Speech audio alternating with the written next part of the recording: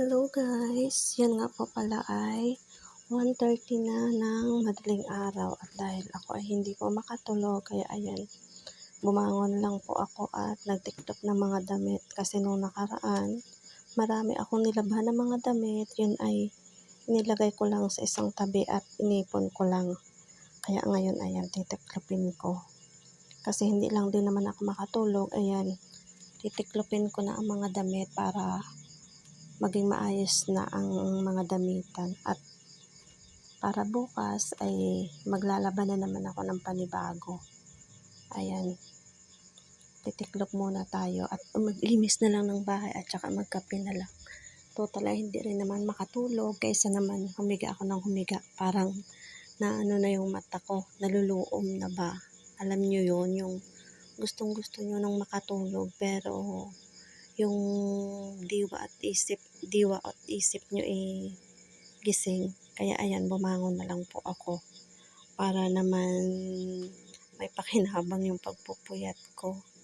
Sinong relate na yung hindi ka pa, yung gustong mo nang matulog tapos yung diwa mo or isip mo hindi ka pa makatulog.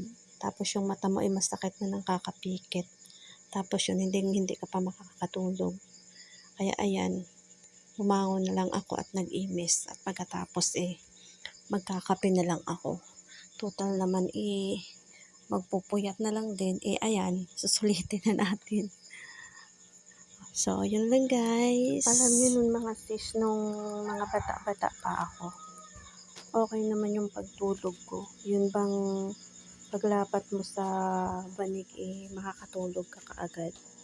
Pero ngayong nagkaedad-edad na ako, kahit mga 1 or 2 gising pa ako niyan, hindi kagaya dati nung medyo mga 20, 30s, mga 8 or 9 tulog na ako. Pero ngayon 1 or 2 or 3 gising pa po ako niyan.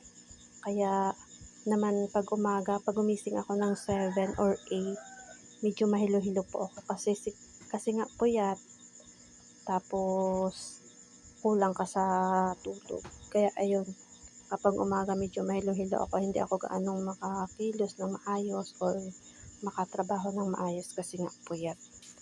Ewan ko, basta ngayon nung umidad ako, ganun ang aking pagtulog. Para bang limitado. Tapos kapag halimbawa natulog na ako niyan, ayaw ko nung ako ay gagalawin or may maingay. Kasi kapag nakarinig ako ng maingay or gagalawin ako, hindi na talaga ako totally makatulog niyan. Kahit magdamag guys, talagang hindi na ako makakatulog niyan. Kaya sabi ko sa mga kasama ko dito sa bahay, kapag ako'y tulog na, huwag nila akong galawin or maingay para naman tuloy-tuloy yung tulog ko. Kasi ang hirap-hirap po talaga na hindi ka makatulog. Ang hirap po din sa pakiramdam. Hindi din maganda sa pakiramdam kapag puyat ka.